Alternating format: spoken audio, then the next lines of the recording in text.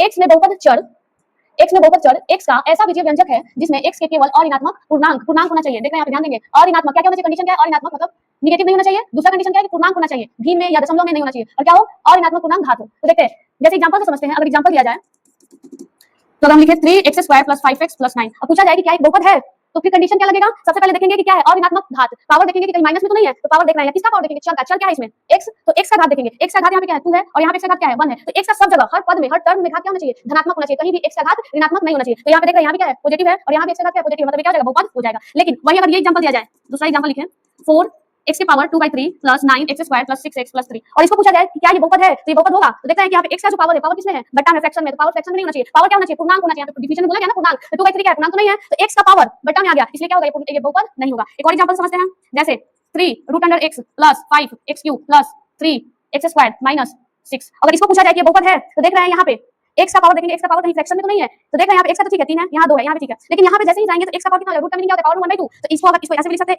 3x की power 1/2 + 5x की power 3 + 3x² + -6, तो इसको ऐसे भी लिख सकते हैं। तो देख रहे हैं कि यहाँ पे पावर क्या हो गया, फ्रैक्शन में हो गया x का, इसलिए बहुपद नहीं होगा। ठीक है, वैसे ही फिर देखते हैं, अगर ये हो जाए x की पावर -8 + 6 + 9x², और इसको पूछा जाए कि क्या ये बहुपद है, तो ये बहुपद नहीं होगा। क्यों नहीं होगा, क्योंकि यहाँ पे x का घात, x का पावर, ये जो है क्या आ गया, x का ये जो घात है वो क्या है, माइनस में है, इसलिए बहुपद नहीं है। वैसे ही कुछ और एग्जांपल को देखते हैं, जैसे एग्जांपल नंबर कितना हो गया 5। अगर पूछा जाए 1/x + x, इसको पूछा जाए कि क्या ये बहुपद है, तो नहीं, ये भी बहुपद नहीं होगा। क्यों, क्योंकि इसको हम देख रहे हैं, इसको ऊपर लेके जाएंगे तो क्या हो जाएगा, नीचे x ऊपर जाएगा तो पावर कितना हो जाएगा, -1 + x लिख सकते हैं इसको। तो देख रहे हैं कि पावर क्या आ गया, माइनस में आ गया, इसलिए ये भी बहुपद नहीं है। तो फिर क्या होगा, अगला एग्जांपल देखते हैं, √2x + 5x³ - 6x की पावर 7। अगर पूछा जाए कि क्या ये बहुपद है, तो देख रहे हैं कि कंडीशन, बहुपद की कंडीशन को फुलफिल कर रहा है, x का घात सब क्या है, पॉजिटिव है, ठीक है, यहाँ भी पॉजिटिव, ठीक है। दूसरा कंडीशन, जो पावर है वो फ्रैक्शन में नहीं है, कहीं भी फ्रैक्शन में, कहीं भी बटा में, x का जो पावर है वो कहीं भी फ्रैक्शन में नहीं है, तो क्या है, दोनों कंडीशन को फुलफिल कर रहा है। बहुपद होने के लिए क्या चाहिए, तो दो कंडीशन, पहला कि x का जो पावर होना चाहिए वो पूर्णांक होना चाहिए, और दूसरा जो पावर वो क्या हो, माइनस में ना हो, ऋणात्मक ना हो, मतलब धनात्मक हो। तो यहाँ पे दोनों कंडीशन को फुलफिल कर रहा है, तो ये क्या हो जाएगा, बहुपद हो जाएगा। और यहाँ पे अगर किसी को डाउट हो कि √2 जो है, तो ये 2 ना है, अंक हो सकता है, अंक रूट के अंदर चलेगा, लेकिन x जो चर हो वो ना होना चाहिए, चर का पावर नहीं होना चाहिए किसमें, फ्रैक्शन में, तो ये बहुपद हो जाएगा।